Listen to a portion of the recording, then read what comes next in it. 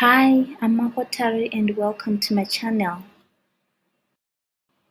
So today I'm going to show you how I make my creamy homemade mashed potatoes. So I'm going to be making this mashed potato for 2 people. So I'll just go ahead and peel 3 large potatoes and then dice them up. So just a reminder, before you start peeling your potatoes, please don't forget to wash them, and also that you can wash them again after dicing them up or after cutting them into small reasonable sizes so that they get ready fast. I'll go ahead and put the potatoes in the pot, and once I'm done, I'll take the pot and put it over the stove or over the burner. Now I'll pour cold water into the pot. Just make sure that you pour enough water. I'll also add a bit of salt and leave the pot to cook. Please don't forget to come back and check your pot. And then now that the potatoes are ready and soft, I'll go ahead and switch off the stove or burner, and then I'll grab this masher and start mashing the potatoes.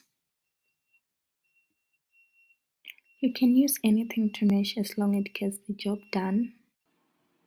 So after thoroughly mashing the potatoes, I'll add butter. You can use any brand of your choice, but for me, I use this brand called Rama. So after adding the butter, I'll continue mashing and mixing so that the butter and the potatoes blend in perfectly. So I'll just keep on mashing, ensuring that there are no more lumps left in the mashed potatoes, but mostly you experience lumps if your potatoes were not thoroughly cooked or if they were not ready. So once that's done, I'll go in with fresh milk. Sometimes I also use powdered milk when I don't have fresh milk in the house. So feel free to experiment with that as well. So the secret here is to make sure that you use enough milk so that your mashed potatoes become very soft. But if you just put a bit of milk, it'll be very hard. It'll be very hard, like pap. So make sure that you put a generous amount of milk. So after adding your milk, don't forget to keep mixing and mixing and mixing. Once that is ready, you can go in with your parsley. Sometimes I also use black pepper, but I highly recommend parsley. And keep mixing again.